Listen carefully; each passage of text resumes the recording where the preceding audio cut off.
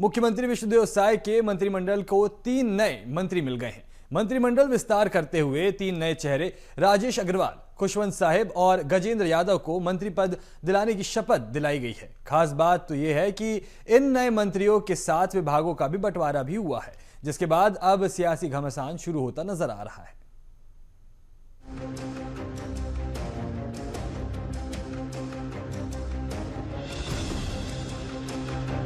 छत्तीसगढ़ की सियासत में बुधवार का दिन खास रहा। इस दिन महीनों के कयास को विराम मिला और मुख्यमंत्री विष्णुदेव साय की मंत्रिमंडल को 3 नए मंत्रिमंडल विस्तार करते हुए 3 नए चेहरे राजेश अग्रवाल, खुशवंत साहिब और गजेंद्र यादव को मंत्री पद की शपथ दिलाई गई। राजभवन के छत्तीसगढ़ मंडपम में आयोजित समारोह में राज्यपाल ने पद और गोपनीयता की शपथ दिलाई। शपथ के बाद माहौल जश्न में डूब गया। खास बात तो ये कि इन नए मंत्रियों के साथ विभागों का भी बंटवारा हुआ। आज हमारे 3 नए मंत्री शपथ ग्रहण किए हैं। श्री गजेंद्र यादव, गुरु खुशवंत साहिब और राजेश अग्रवाल। तीनों को बहुत बहुत बधाई, शुभकामनाएं। अब हमारा परिवार पूरा हो गया है। अब सरकार और द्रुत गति से दौड़ेगी। इस मंत्रिमंडल विस्तार के साथ ये कहा जा रहा था कि विपक्ष के पास सियासत करने का एक मौका खिसकने वाला है, लेकिन कांग्रेस का सियासी वार अभी भी जारी है। मंत्रियों के शपथ ग्रहण समारोह में विधायक अजय चंद्राकर, धर्मलाल कौशिक और अन्य विधायकों के मौजूद नहीं होने पर कांग्रेस ने तंज कसा है।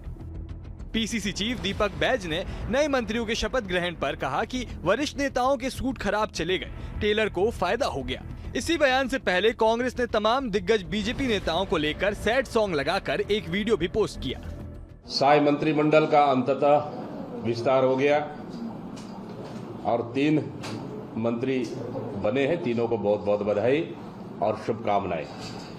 किसे मंत्री बनाना है ये तो मुख्यमंत्री जी का विशेषाधिकार है। अभी तक छत्तीसगढ़ में कुल 13 मंत्री बनाने का परंपरा रहा है, लेकिन मुख्यमंत्री सहित 13 मंत्री, लेकिन इस समय परंपरा को तोड़ते हुए 1 मंत्री अतिरिक्त बनाए 14 मंत्री हो गए। छत्तीसगढ़ में अब मंत्रिमंडल विस्तार भी हो गया है। नए मंत्रियों को विभाग भी मिल गए हैं। कुछ मंत्रियों के विभाग दूसरे मंत्रियों को भी सौंपे गए हैं। अब देखने वाली बात तो ये है कि विपक्ष की सियासत इस मसले पर थमने का नाम भी लेती है या फिर नहीं। Bureau report, BSTV Chhattisgarh. तो मंत्रिमंडल विस्तार पर पूर्व मुख्यमंत्री भूपेश बघेल का बयान सामने आया। नए चेहरों को जगह देने पर पूर्व सीएम ने कहा और बीजेपी पर निशाना साधते हुए कहा कि भाजपा ने वरिष्ठ नेताओं को खारिज कर दिया है। 2 मंत्री बने, वो भी कांग्रेस के थे। नेताओं की अनुपस्थिति को लेकर बघेल ने आगे निशाना साधते हुए कहा कि शपथ ग्रहण में कई सदस्य अनुपस्थित रहे। अनुपस्थित नाराजगी को बयां करती है। पूर्व सीएम भूपेश बघेल ने यह मंत्रिमंडल विस्तार को लेकर बीजेपी पर निशाना साधा है और कहा है कि भाजपा ने वरिष्ठ नेताओं को खारिज कर दिया है। 2 मंत्री बने हैं, वो भी कांग्रेस के थे। साथ ही जो मंत्री इस शपथ ग्रहण समारोह में उपस्थित नहीं रहे, उन पर भी निशाना साधा गया और कहा कि शपथ ग्रहण में कई सदस्य अनुपस्थित रहे। अनुपस्थिति नाराजगी को बयां करती है।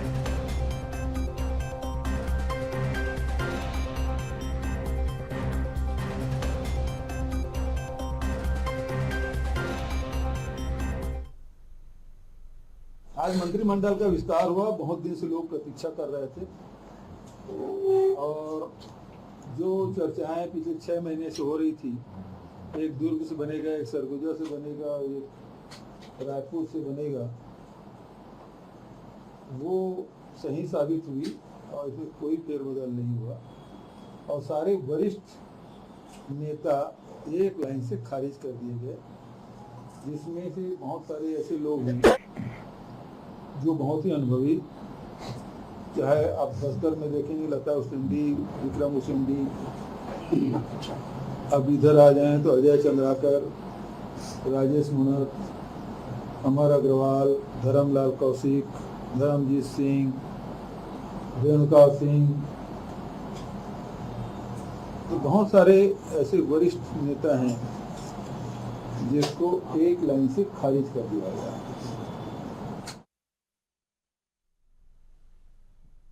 तो शपथ ग्रहण समारोह और मंत्रिमंडल विस्तार पर आपने देखा पूर्व सीएम भूपेश बघेल ने बीजेपी को घेरने की कोशिश की और बयान दिया। उन्होंने कहा कि 2 मंत्री बने हैं वो भी कांग्रेस के थे। साथ ही उन्होंने आगे कहा कि शपथ ग्रहण में कई सदस्य अनुपस्थित रहे, अनुपस्थिति की नाराजगी को बयां करती है। साथ ही कांग्रेस ने बीजेपी के इन नेताओं के, इन मंत्रियों के वीडियो जो है वो पोस्ट किए हैं एक सैड सॉन्ग के साथ, और इस तरह से तंज कसता हुआ यहां पर दिखाई दिया है कांग्रेस पक्ष। तो ये खबर सामने आ रही है रायपुर से, जहां पर मंत्रिमंडल विस्तार के बाद पूर्व सीएम भूपेश बघेल ने बीजेपी को घेरने की कोशिश की है। सीधा निशाना साधते हुए कहा है कि 2 मंत्री बने थे वो भी कांग्रेस के, भाजपा ने वरिष्ठ नेताओं को खारिज कर दिया है। साथ ही आगे कहा कि शपथ ग्रहण में कई सदस्य अनुपस्थित रहे, अनुपस्थिति नाराजगी बयां करती है। तो बीजेपी के वरिष्ठ विधायक सुनील सोनी जी एक बार फिर हमारे साथ जुड़ चुके हैं। सुनील जी, आपका बहुत बहुत स्वागत है BSTV पर। जो मंत्रिमंडल विस्तार हुआ है उस पर पूर्व मुख्यमंत्री भूपेश बघेल ने बीजेपी को घेरने की कोशिश की है, क्या प्रतिक्रिया देंगे आप इस पर? इसमें निगेटिव की क्या बात है, मेरे समझ से बाहर है। कहीं निगेटिव वाली बात नहीं है। हरियाणा में 14 मंत्री बने थे, यहां भी 14 मंत्री बन गए, उसमें दिक्कत क्या है? कहीं दिक्कत वाला बात नहीं। और ना विपक्ष को जो है पेट में दर्द होना चाहिए, सबको बधाई देना चाहिए कि नए बने हैं, दायित्व तो मिला है, अच्छा काम करें, छत्तीसगढ़ के हित में काम करें, और पूर्व सरकार के समय जो लूट हुई है उस लूट से दूर रहे। ये सबको आशीर्वाद देना चाहिए। सुनील जी, जैसे 2 मंत्री बने हैं वो भी कांग्रेस के हैं, ऐसा कहना है कांग्रेस का।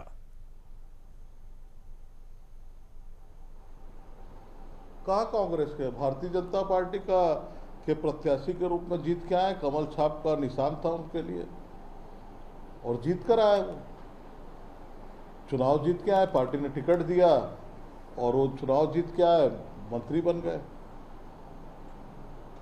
जी सुनील जी, जैसे कि कई वरिष्ठ नेताओं को मौका नहीं दिया गया, जिससे अब कांग्रेस ये अंदाजा लगा रही है कि असंतुलन की जो है स्थिति बन सकती है।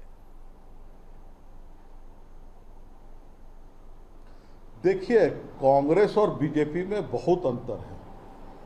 ये सर फुटअव्वल कांग्रेस का चाल चरित्र है, भारतीय जनता पार्टी का नहीं है। हम लोगों को अनुशासन का पाठ पढ़ाया जाता है और ये स्वाभाविक प्रक्रिया है।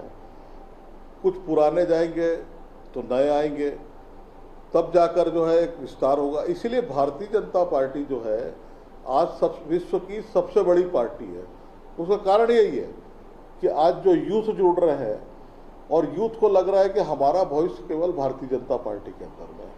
ये पार्टी हमको देखती है, सुनती है, हमको तरक्की का अवसर देती है, इस कारण यूथ जुड़ रहे हैं। और आज विश्वास भी बढ़ रहा है पार्टी के प्रति, जो है नए जोश के साथ में आता है, नया काम करता है। तो ये जो लोग बने हैं ये सब नया काम करेंगे, नाम कमाएंगे, तो भारतीय जनता पार्टी का आधार और बढ़ेगा।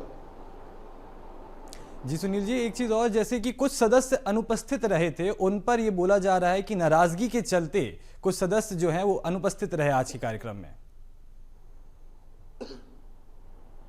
नहीं, बहुत से विधायक आए थे और क्योंकि अचानक ये मंत्रिमंडल का हुआ है इसलिए कुछ लोग नहीं आए होंगे, कोई कार्यक्रम होगा।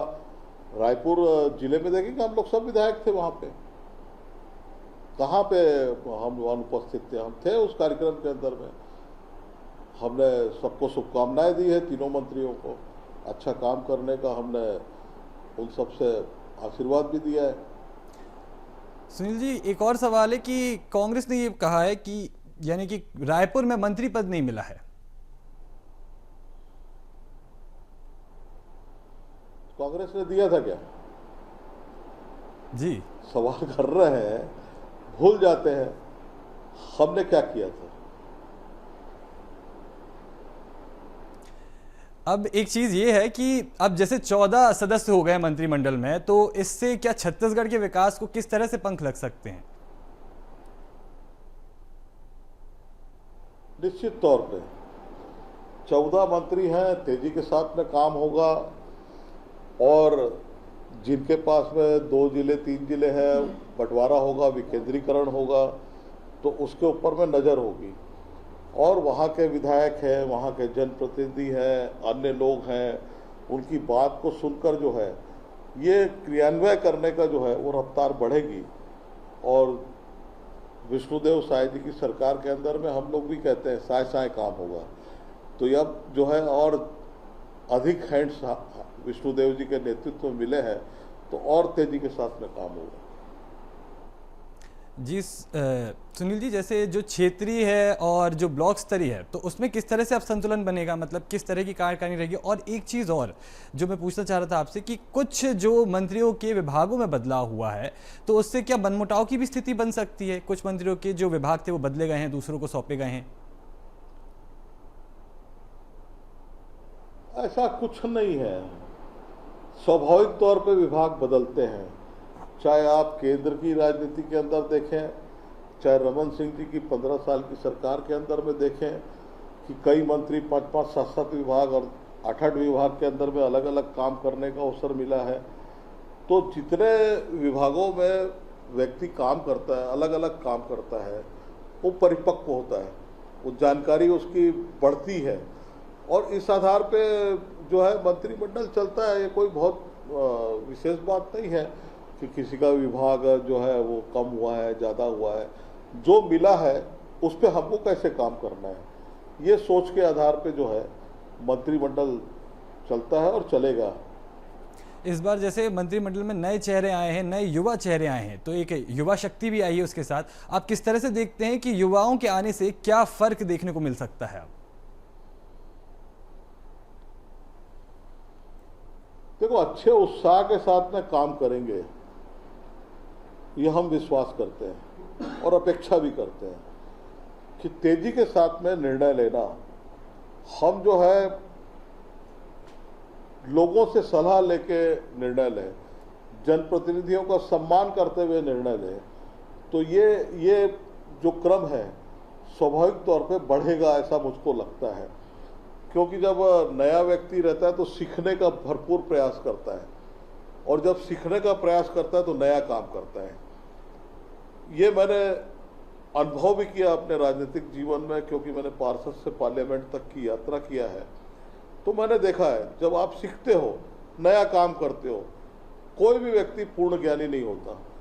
और मेरा हमेशा इस बात का मत रहता है, हम ज्ञानी नहीं हैं, हम सुझाव के आधार पे अलग अलग क्षेत्रों के अंदर में विशेषज्ञ लोग रहते हैं, उनका अपना विचार होता है।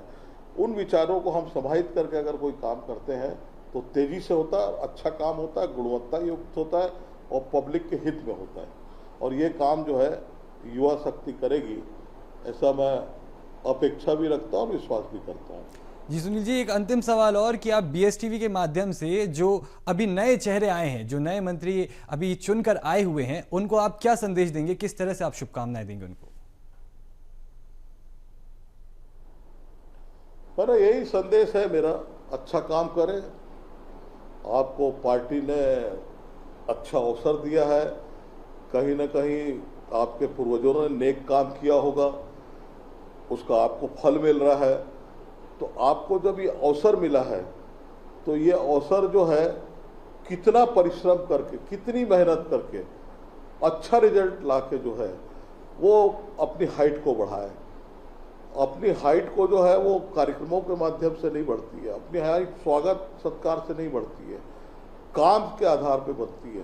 तो हम ऐसा काम करके निकल जाए कि पीढ़ियां हमको याद करें, यही मेरा सभी को संदेश भी है और आग्रह भी है। जी सुनील जी, बहुत ही सुंदर संदेश दिया आपने, और इसी के साथ BSTV के साथ जुड़ने के लिए आपका बहुत बहुत शुक्रिया।